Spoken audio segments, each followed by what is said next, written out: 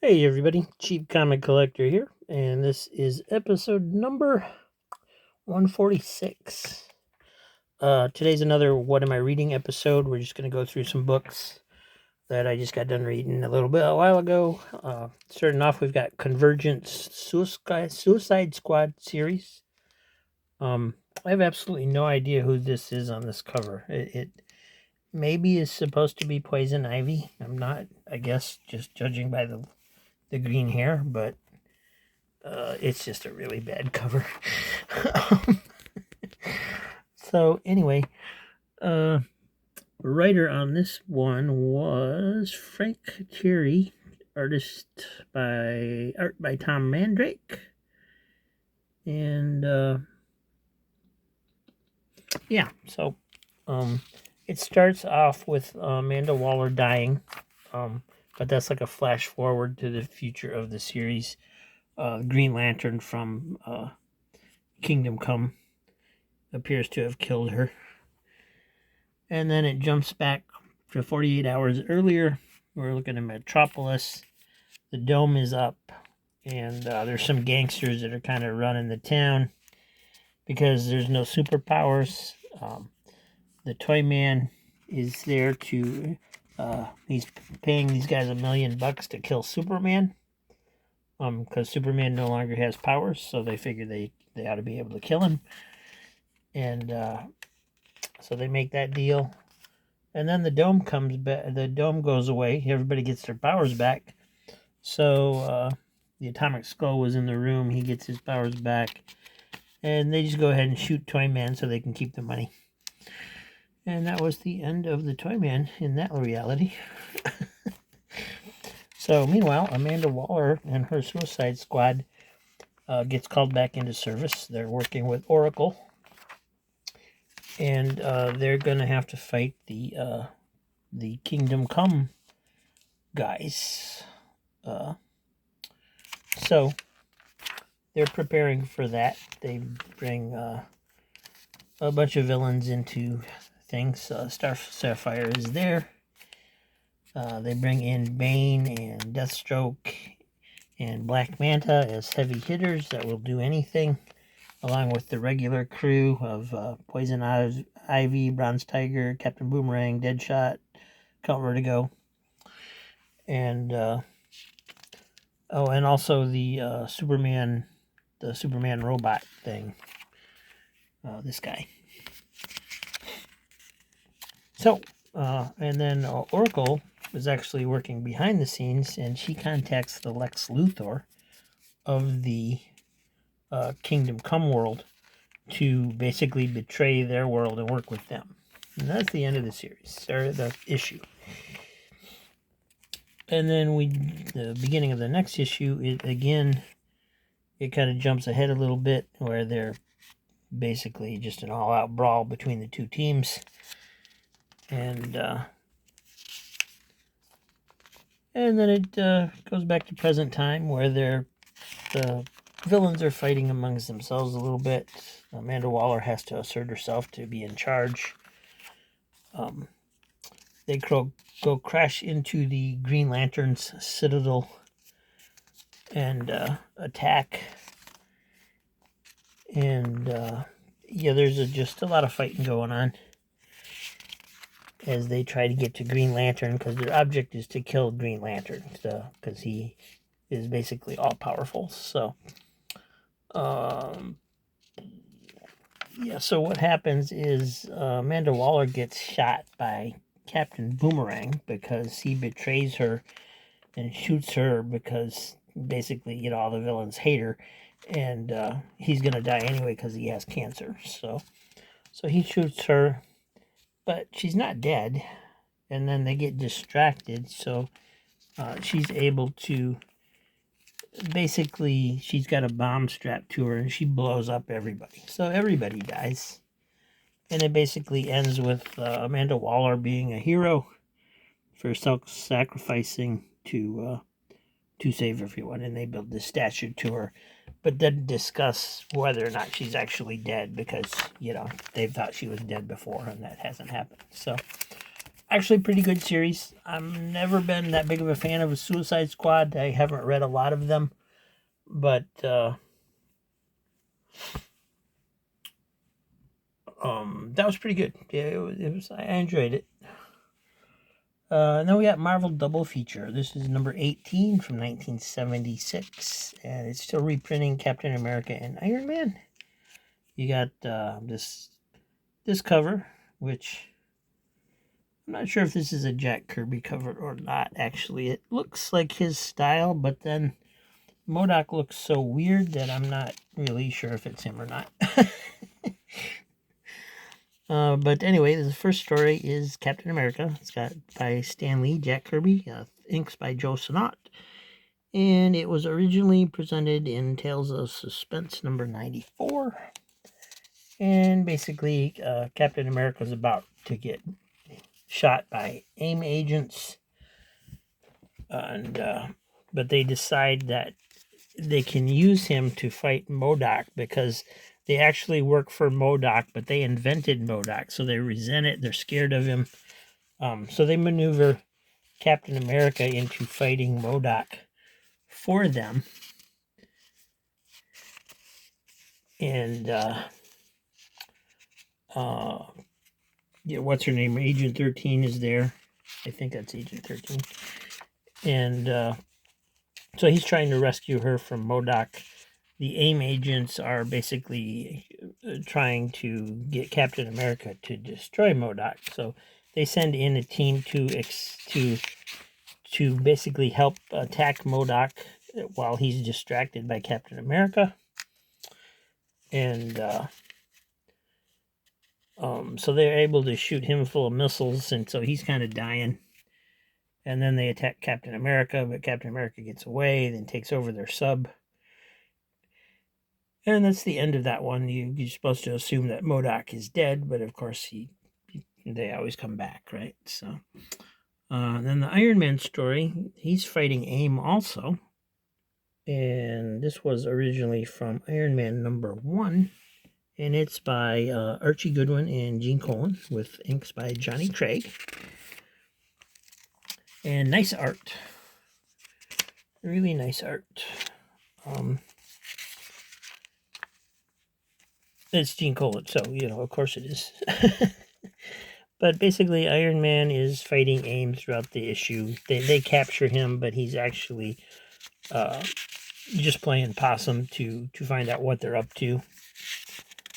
And it was a pretty short story. I mean, this is only a few pages, like 8 pages or something. So anyway, this guy is trying to become the head of AIM, and he has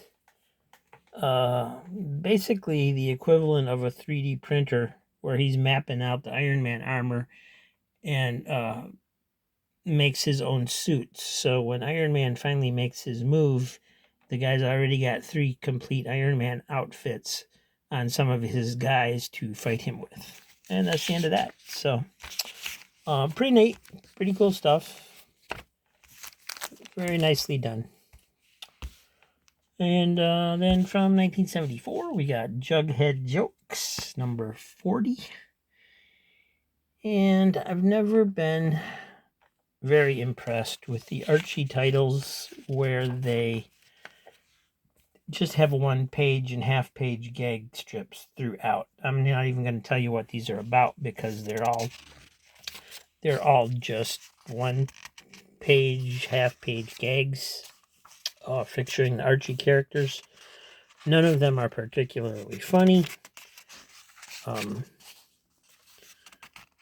It's just I'm really surprised that these titles, because they had like this one, they had Reggie's Wise Guy jokes. I think they had another one where it was mostly all the time just gag after gag, 1-pagers and stuff, and they're just not very interesting. So I mean, you still have the Archie Club news and all that stuff, and I mean the art is good. The art's just as good as all their other titles. It's just the jokes just aren't particularly funny. And And that's pretty much it. Nothing too great in there. I did read it. And then last but not least, we got from 1975, Looney Tunes number 5. I think Whitman rebooted the Looney Tunes series with a number 1, which is why we have a number 5. And they got this cover. They're introducing Sam the Clam to the audience. You got, a bunch of the Looney Tune characters there. Porky Pig, Bugs Bunny, Daffy Duck, Roadrunner, Yosemite Sam, Tweety, Sylvester, and Sam the Clam. So the inside cover is a Hostess Cupcakes ad with Bugs Bunny and Porky Pig. And then we have the, Bugs is just minding his own business, walking along Pismo Beach, and he gets approached by Sam the Clam. By sheer willpower, this clam developed his own legs and feet so he could leave the clam bed, and he wants to be a actor. So he hires Bugs Bunny to be his agent. And yeah, it just gets sillier and sillier as it goes on. But it was amusing. I didn't have any laugh out loud moments while reading this issue, but it was fun. It was amusing. It was better than the Archie stories. So anyway, for some reason they decided that Sam the Clam should be cast as a Western, probably just because they thought that would be the funniest thing that they could do. And then he gets dehydrated because he's been out of water too long. So then Bugs has the idea to cast him in a TV series called Sea Chase so he can stay in the water. And that was it. I have no idea if he became a regular character, if he was ever seen again. But the next story, you got Wile E. Coyote and Henry Hawk. There's a team up that I never would have thought of. Basically, Henry Hawk visits Wile E. Coyote and gets his help to capture Foghorn Leghorn. And so Wile E. Coyote develops a present that's actually a trap because it's, chocolate bonbon day or something where you're supposed to give your friends chocolate bonbons. I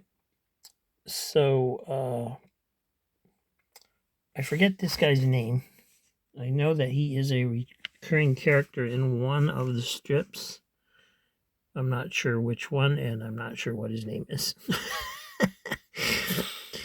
But anyway, things get mixed around, and Wile E. Coyote ends up getting his own present back, so he gets plucked like a chicken, basically. And that's the end of the story.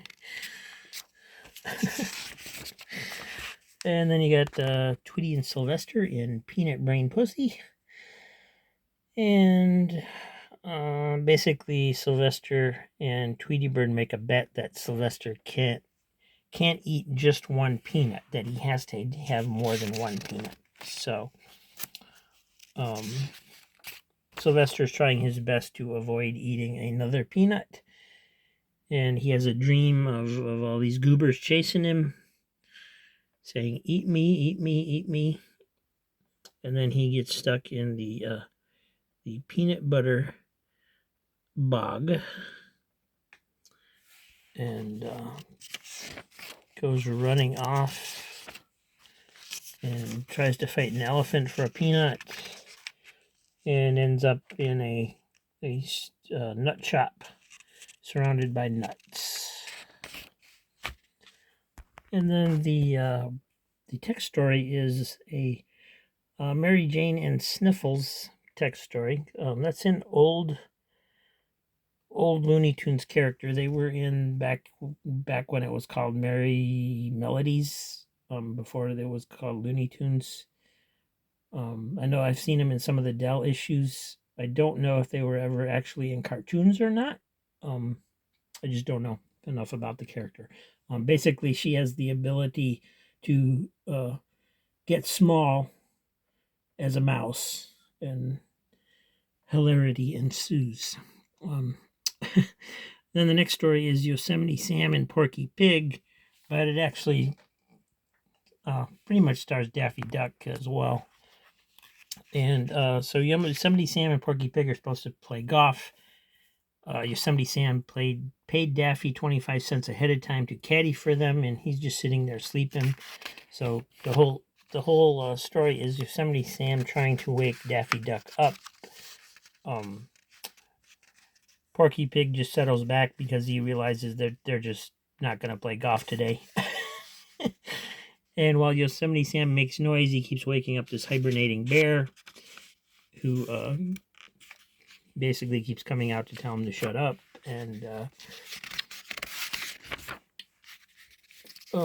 so it goes on, and then eventually Daffy is woken by the sound of Porky Pig opening a candy bar. And that's pretty much the end of the issue. So it was fun. It was, like I said, it made me smile. It did make me smile. And Jughead's jokes, there was nothing in there that made me smile. So there you go. So my favorite today is Marvel double feature. Yep, just can't beat Stan Lee and the artists that he worked with. After that, Convergence was a nice surprise. I enjoyed the Suicide Squad series, but that's got to be the world's worst comic book cover right there. And then Looney Tunes, and then of course Archie's jokes or Jughead's jokes were the least of the four. So thanks for watching, everybody. I hope you enjoyed it, and I will see you tomorrow. Have a great day.